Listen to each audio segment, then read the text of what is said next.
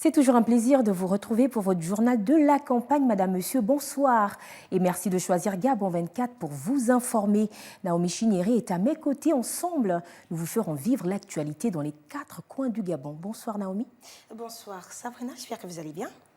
Bonsoir chers téléspectateurs et internautes. Nous vous emmenons au cœur de cette bataille politique où chaque voix comptera. C'est parti. Dans le cadre de la campagne présidentielle, la question de l'accès à l'eau potable reste un enjeu central que proposent les principaux candidats. Les réponses dans ce journal. Et puis, que peut-on retenir du vote des personnes incarcérées? Que disent les textes? Les détails juste derrière la transition.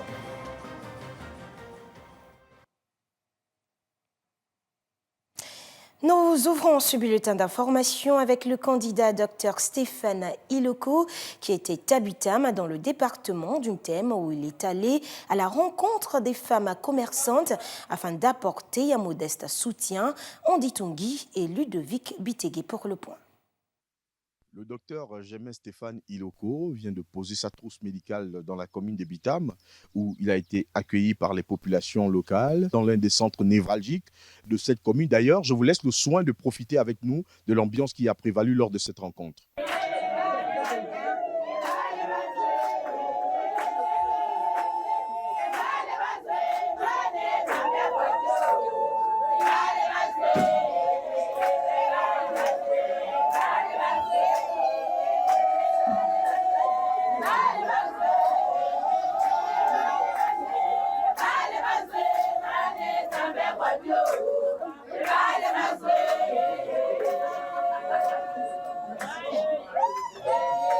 Juste après cette chaleur wellentémoise, le candidat s'est envolé pour Libreville où un programme riche et varié l'attend. D'ailleurs, un meeting est annoncé du côté du lycée Tchoré à l'ancien Sobraga, mais également un programme du côté de Kokobich. Pour le compte de la haute autorité de la communication déployée dans la province du Wellentem, Andine Eltungi, Beni Evaka, Kandi Mekui et Ludovic Bitegué continuent de suivre le processus de l'élection présidentielle du 12 avril 2025.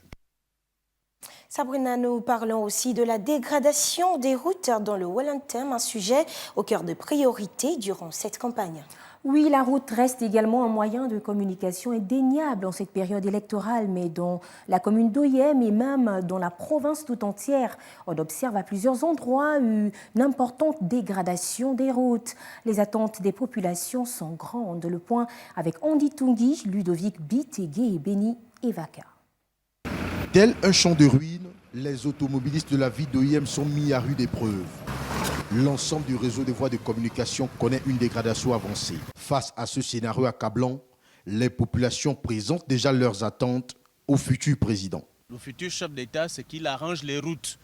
Hormis les routes, il y a beaucoup de problèmes que les Gabonais ont. Même de logement des fonctionnaires. Tout est en l'air, les amortisseurs, là, tout, ça ne va pas. Les trous que vous voyez là, tous les jours on ferme, mais à chaque fois quand il y a pluie, ça se dégrade. Donc ça veut dire qu'ils ne font pas le bon travail. Voilà. C'est pas seulement de travail, mais de faire le bon travail. C'est ça qu'on attend vraiment. Dit-on que la plus belle femme ne peut donner que ce qu'elle a. Mais cette dernière, la route, semble être exploitée, abusée et même délaissée au point où les adeptes de l'expression appuyés sur le champignon perdent le contrôle. En partant de l'aéroport, en passant par les artères, en passant par la tribune d'Oyem, toutes les routes sont dégradées. Tout le monde se pose la question s'il y a vraiment une autorité. A-t-on coutume de le dire, la route est un facteur de développement. Elle est incontestablement une voie empruntée pour cette campagne électorale. Elle est mise à rude épreuve à l'usure du temps. Elle se dégrade. Elle rend la circulation, la fluidité du trafic difficile. Nous sommes à l'entrée de la commune d'Oyem. Nous avons pu recueillir les avis des populations qui sont justement en attente des projets structurants en ce qui concerne le tronçon routier de cette province qui est vaste, une province riche, qui regorge des potentiels agricoles, mais également un pôle économique du point de vue de sa position géostratégique. Andine Eltungi, Beni Evaka, Lustef Kandi Mekui et Ludovic Bitegué continuent de suivre le processus de l'élection présidentielle du 12 avril 2025 dans la province du Wellentem.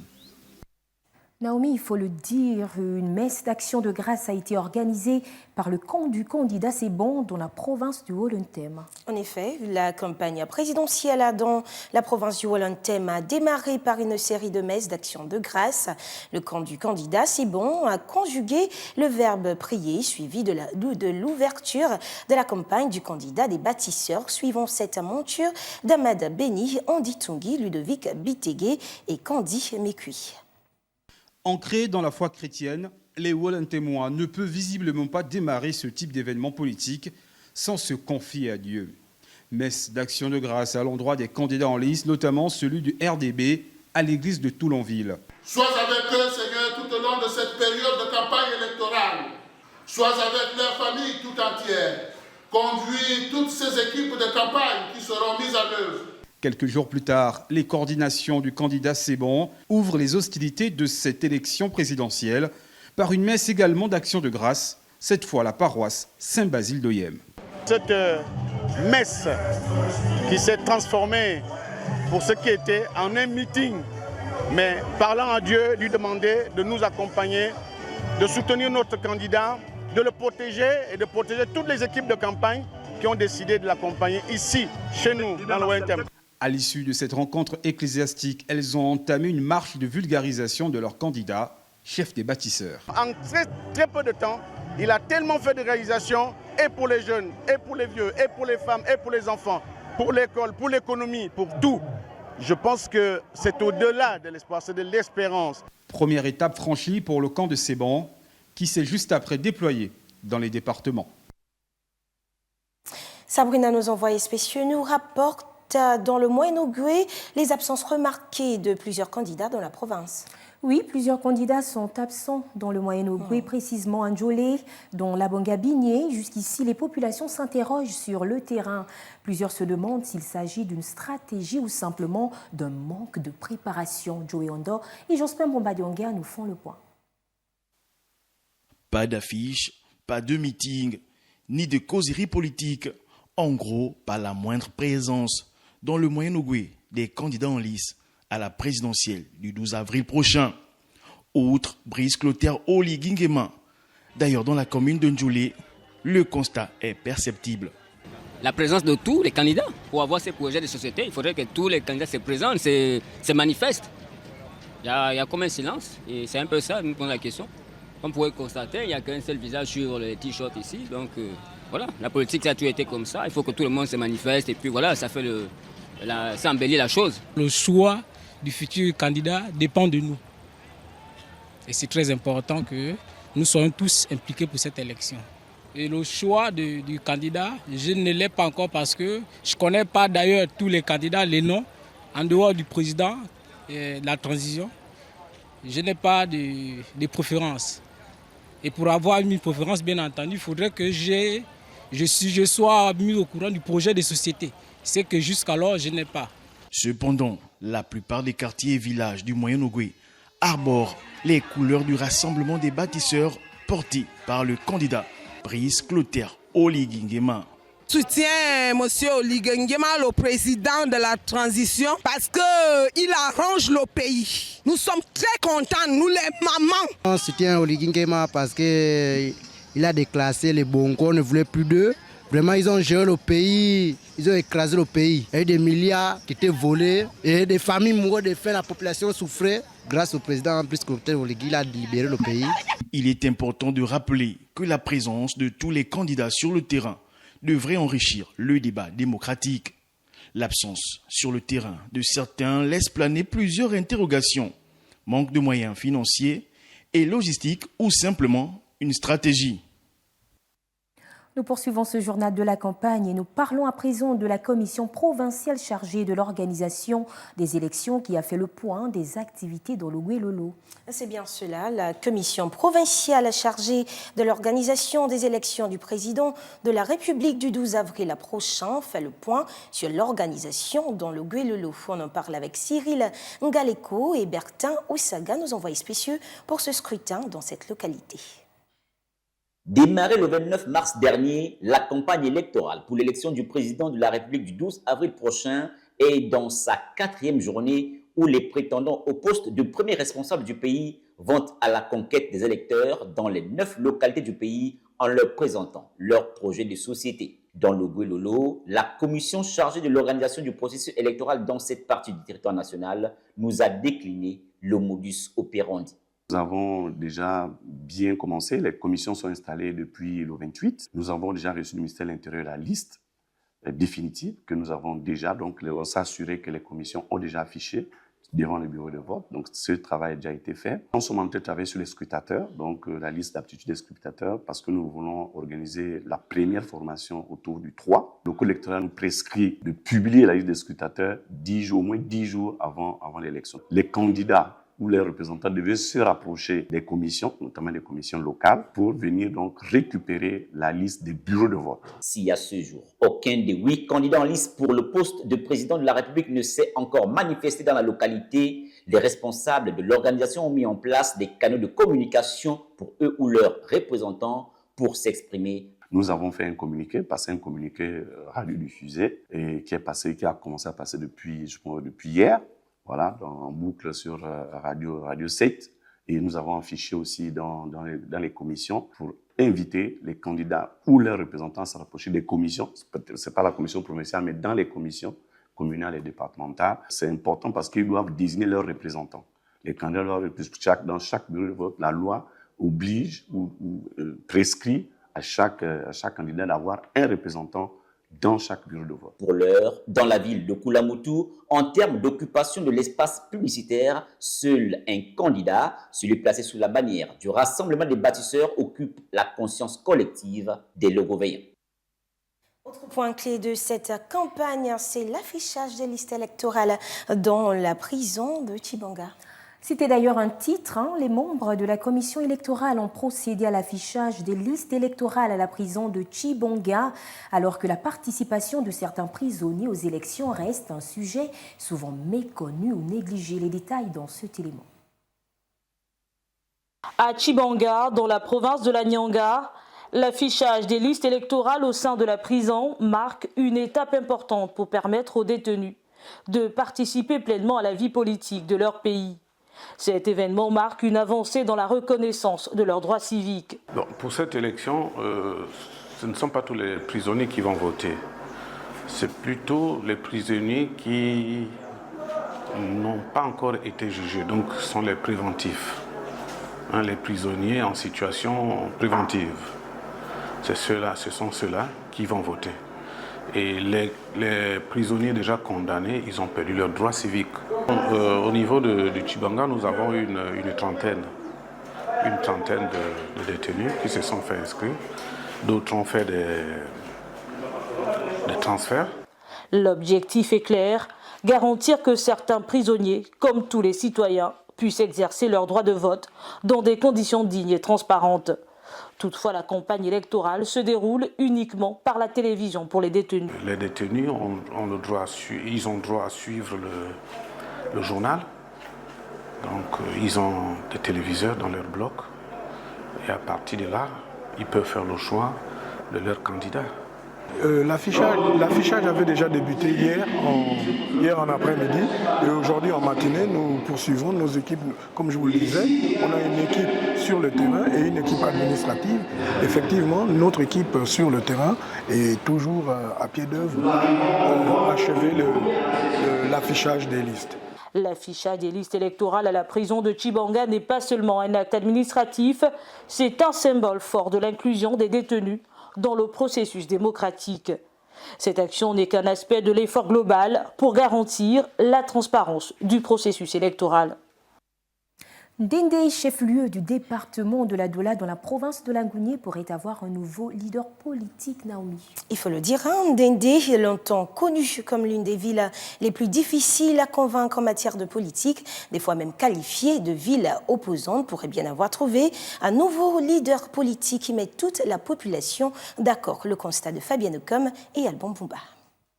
Sur le plan politique au Gabon, il est difficile de parler de la ville de Ndendé sans parler de ce leader de l'opposition dans cette localité, Pierre Mamboundou. Cette figure emblématique de la scène politique gabonaise a longtemps marqué les esprits dans le chef-lieu du département de la Dola, dont il est originaire. Après son décès, le sens même du mot vote a disparu avec lui. Je suis opposant, je ne vais pas vous mentir, je suis opposant parce que j'aimerais vous dire ma franche vérité que depuis que le président Pierre Mamboundou est parti, je n'avais plus jamais voté.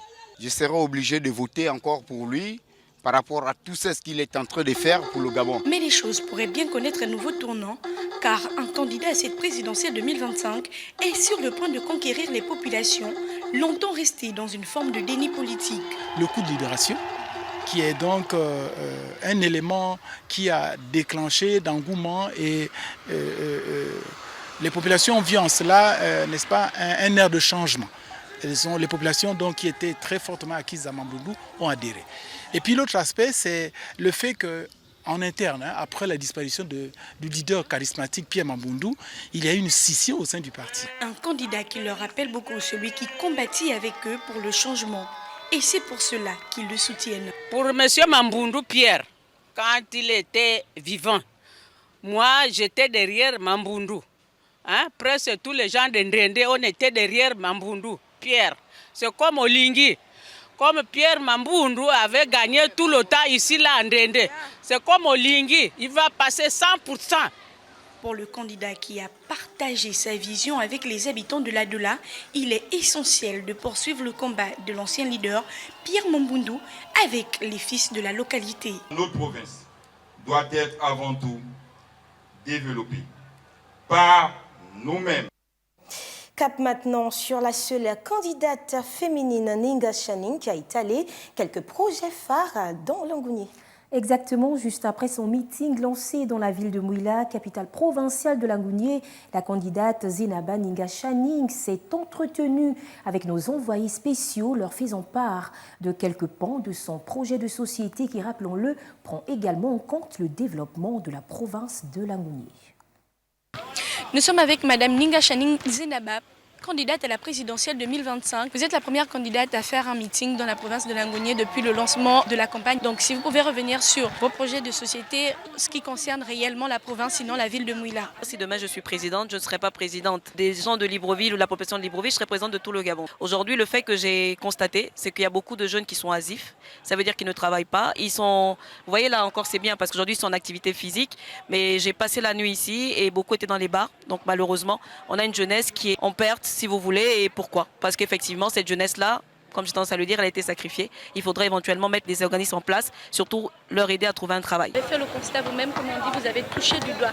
Quels sont les secteurs que vous allez viser? Que nos jeunes soient formés. On ne peut pas développer un pays avec une jeunesse qui n'est pas formée et après qui puisse accéder à l'emploi. C'est de mettre des subventions en place. Pour ceux qui ont des masters, pour ceux qui sont étudiants, il faut savoir qu'il y a beaucoup d'étudiants sur place. C'est de mettre des subventions parce que ma priorité déjà, c'est que cette jeunesse, elle travaille pour développer le pays. Est-ce que vous avez pensé à cette femme que vous représentez? Bien évidemment. Je pense qu'aujourd'hui, le message que je leur ai passé, c'est qu'une femme est capable de diriger le pays. C'est leur donner la possibilité, en ayant fait un choix avec elle, en ayant discuté avec elle, de savoir ce qu'elles ont envie de faire et de mettre tous les moyens pour accompagner ces femmes parce qu'elles méritent de diriger ce pays. C'est de leur dire aujourd'hui que je suis un message d'espoir, de leur dire que je veux réellement qu'on fasse la rupture, de leur dire qu'aujourd'hui, il faudrait qu'il n'y ait plus d'inégalité dans notre pays, mais que tout le monde soit égaux et au même niveau. Merci à vous, Madame Ninga Channing Zenaba, pour les quelques minutes que vous nous avez accordées. On espère suivre le reste de votre tournée dans des provinces où nos confrères sont également présents. Je vous remercie. On note également l'arrivée de certains candidats dans le Haut-Ogooué. C'est cela, Sabrina. Alors, plusieurs candidats sont annoncés et les états-majors se préparent. Nos envoyés spéciaux Yves Oyono et Jean de Dieu Mamboundou nous livrent les tendances des forces qui se préparent pour la deuxième province du Gabon. Dans la province du Haut-Ogooué, l'arrivée de plusieurs candidats s'annonce avec confirmation dans celle de M. Iloko Stéphane. J'ai travaillé dans le Haut-Ogooué. J'ai des enfants dans le Haut-Ogooué. J'ai des amis dans le Haut-Ogooué. Vous savez, j'ai même les représentants de ma communauté dans le Haut-Ogooué. Le Haut-Ogooué, c'est des Gabonaises et des Gabonais que nous avons soutenus, si entre guillemets, pendant 56 ans. Ils doivent accepter de soutenir les autres. Josiane Pissama, directrice de campagne locale de la candidate Zenaba Channing, pense que les Haut-Ogoouéens peuvent désormais compter sur une femme à la présidence. Pour les populations du Haut-Ogooué, je veux leur dire tout simplement que essayons un peu une femme, essayons un peu la femme. La femme, c'est la mère. La femme, elle gère avec le cœur, elle gère avec l'instinct maternel. Donc, nous avons vu des hommes au pouvoir. Et essayons un peu une femme et voir ce que ça pourra donner. Avec cet instinct maternel et des entrailles maternelles, les choses pourront aller pour le mieux. Par la voix de son directeur de campagne, Thierry Yvon Michel Ngoma viendra expliquer aux Altogovéens l'essentiel de son projet pour le Gabon. Notre candidat prône pour la souveraineté, de faire du Gabon un pays souverain, notamment rompre avec certains accords qui nous lient à l'Occident, notamment la France. Nous sommes clairs là-dessus. Et partant de cela, nous pensons que nous pouvons développer plusieurs axes, plusieurs pans qui peuvent entraîner tout justement le bien-être des concitoyens. Sur place, la population attend et les états-majors se préparent. Les arrivées sont imminentes et la campagne présidentielle gagne en intensité progressivement.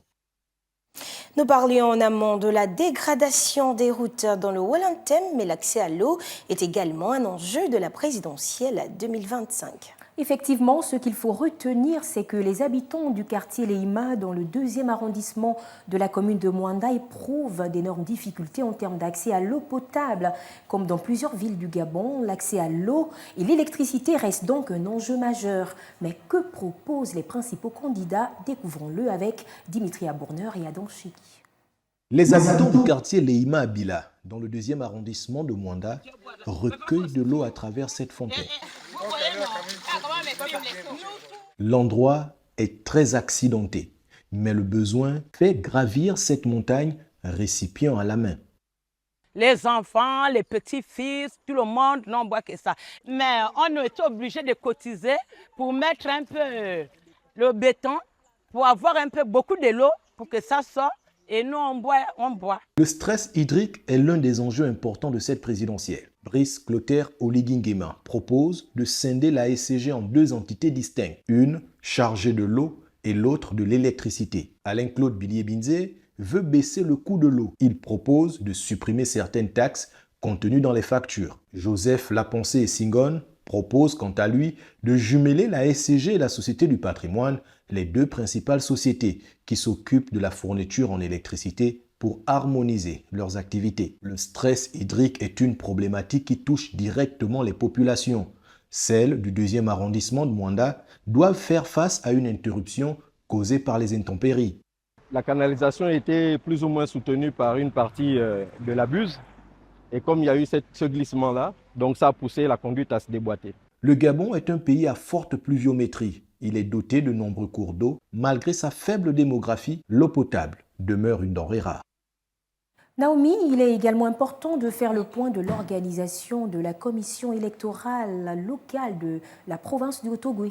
Effectivement, Sabrina, installée et en fonction depuis plusieurs jours, la commission électorale locale du Haut-Ogooué est à jour et ils sont prêts pour le 12 avril prochain, tout en finalisant certains détails. C'est ce que nous rapportent Yves Oyono et Jean de Dieu Mamboundou. Face à la presse, Raphaël Obali, rapporteur 2 de la commission électorale du Haut-Ogooué, fait le point sur l'évolution de la mise en place du dispositif de son organisation. Nous avons déjà reçu la liste électorale qui est en cours d'affichage, presque à la fin. Il y a également l'affectation des représentants ACR au sein de ces commissions. Et il faut dire que le travail va bon train. Il y a les formations qui sont déjà presque à leur fin.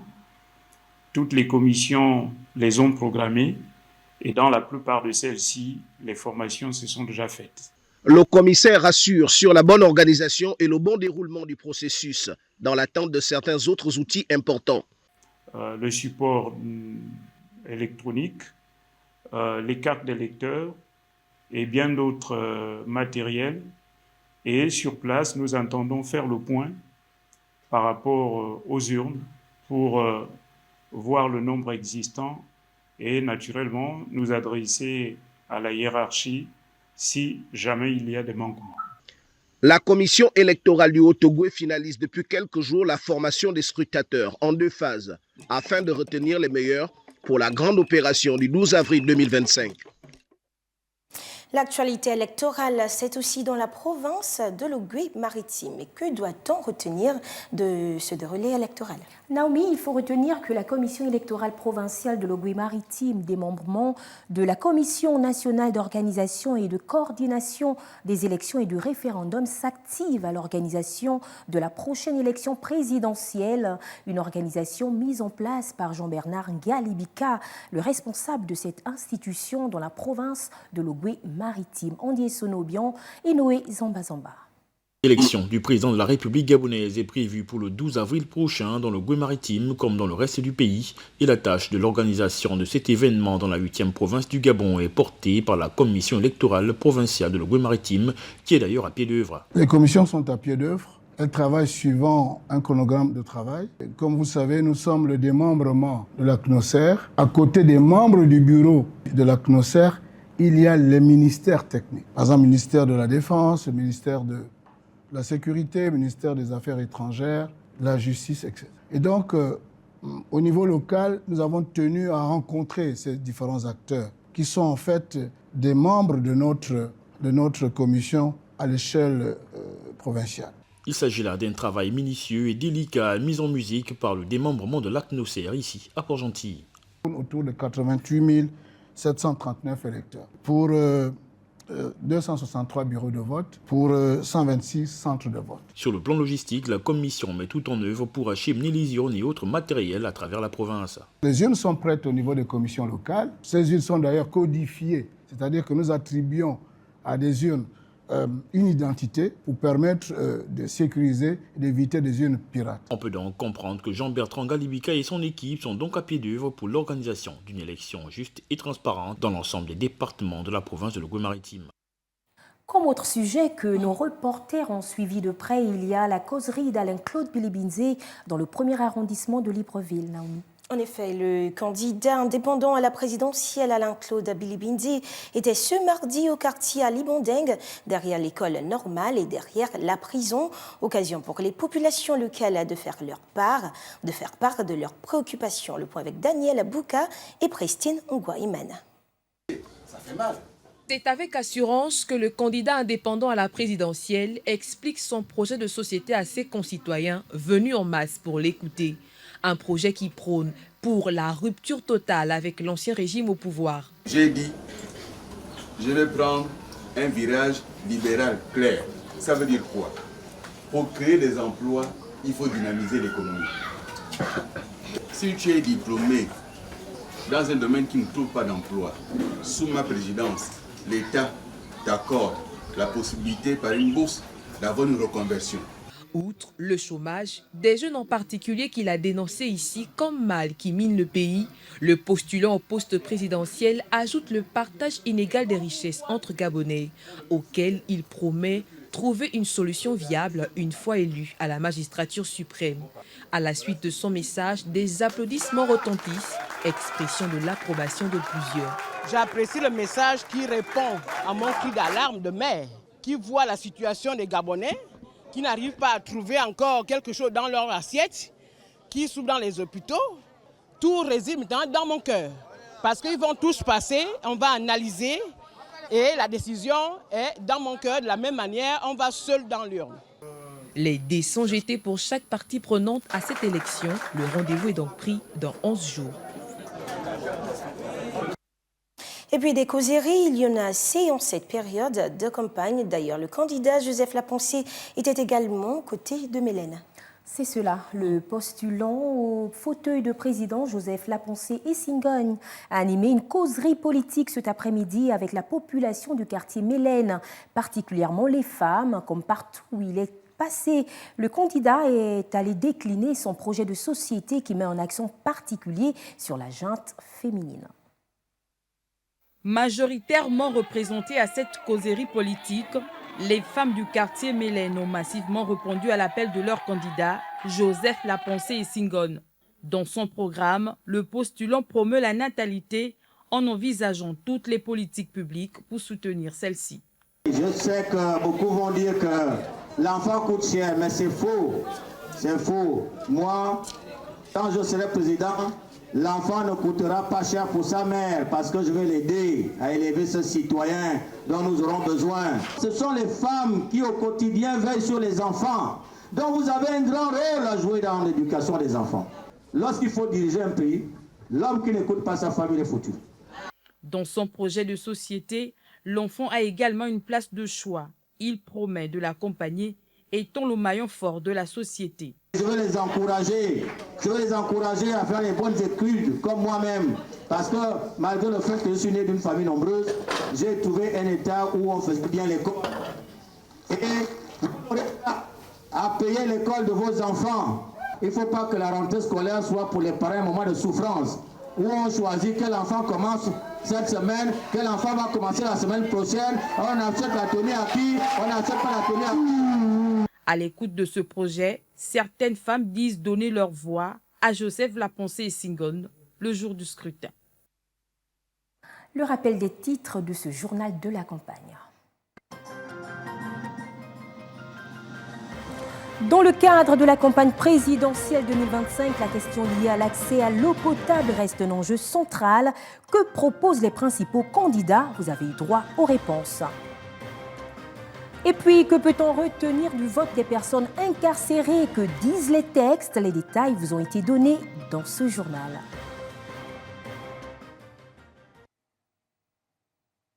Merci d'avoir été des nôtres et surtout merci de rester fidèle au programme de Gabon 24. Naomi, nous sommes arrivés au terme de ce journal.